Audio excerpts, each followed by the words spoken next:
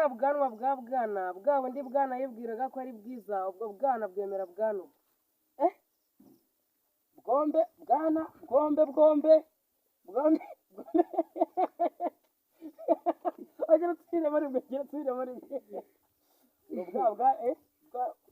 bwanwa bwa bwana bwa bundi bwana yibwiraga ko ari bwiza ubwo bwana bwemera bwanwa agafashe bwombe bwa bwana bwari bwombe bwombe bwombe na bwombe na bwombe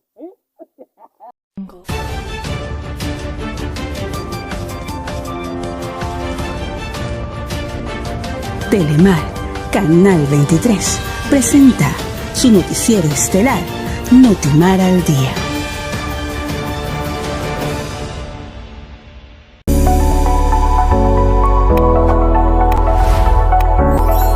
Hello guys, mwabimenye ini channel yanyu mukunda Rukara TV. Kora subscribe, like, share, comment kugira ngo ibiganiro byose bitazajya bigucika. Uyu munsi noneho twagiye gushaka umwana udasanzwe ufite impano bamwita Elize. Amaze iminsi ya training ku macano agiye atandukanye, ariko ubu ngubu noneho tugiye kumuhiga. Twamenye yuko atuye mu ntara y'Iburasirazuba mu karere ka Kayonza, aho ngaho ni muri Nyamirama. Ubu ngubu rwose twamanutse niho tugiye kumuhiga. Mu masegonda make maze gukora subscribe turaba twamugezeho rwose.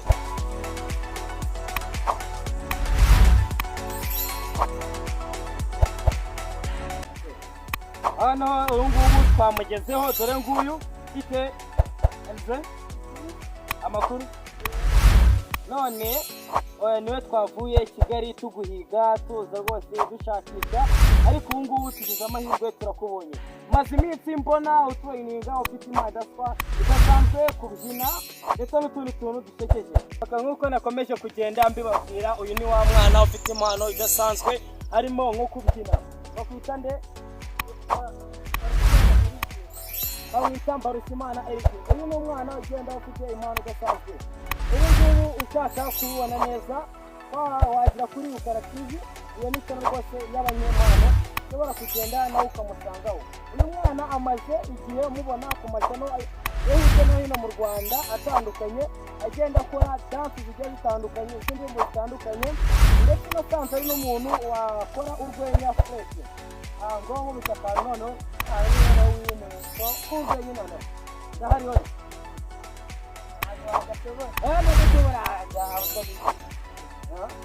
yapfagiye ndagize bwa bwanwa bwa bwana bwa bundi bwana yibwiraga ko ari bwiza ubwo bwana bwemera bwana bombe bwana bombe bwombe bwombe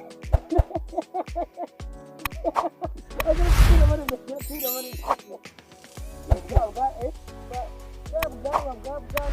ubundi bwana yibwiraga ko ari bwiza ubwo bwana bwemera bwana agafashe bombe bwa bwana bwari bombe bwombe na bwombe na bwombe umwana udasanzwe ufite impano kabisa urumva ari n'iki wasaba ubundi Rukara TV. Iyi ni channel imaze gutera imbere mu banyempano. Niki wabwira abantu ese bagufasha iki ku mpano yawe wiyizeho niki? Rero ndumva nyine banzamura bagira kugogo rubinjika. Ndabizi nakubonye kenshi ubyina ku bintu bitandukanye, mukanya muraza kumubona neza kuri Rukara TV amadanse yagiye akora atandukanye. Icyo ngusaba ni ukora subscribe, like, share, comment kugira ngo utazacikwa n'ikindi kiganiro cyangwa se ibindi biganiro azagenda akora. Ko ubu ngubu noneho kandi mwamusanga ni kuri Rukara TV, isano igiye kugenda izamura abanyempano. Ngo noneho kubitira akantu k'akadanse kamwe nyine tu akabyino kamwe.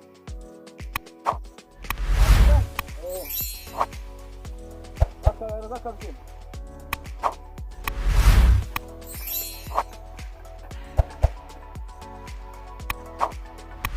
murabona rero ko ari umwana uzi kubyina, ariko ikintu tujya twirengagiza nuko aba bana rwose baba bafite impano ikabageraho kugira ngo impano zabo zigere kure.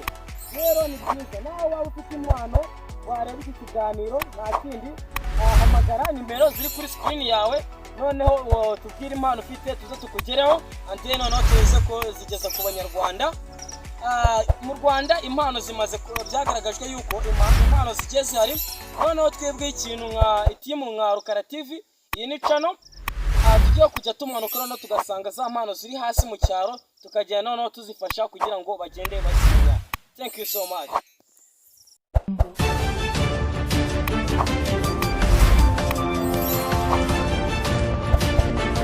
Telemar, Canal 23, presenta su noticiero estelar, Notimar al Día.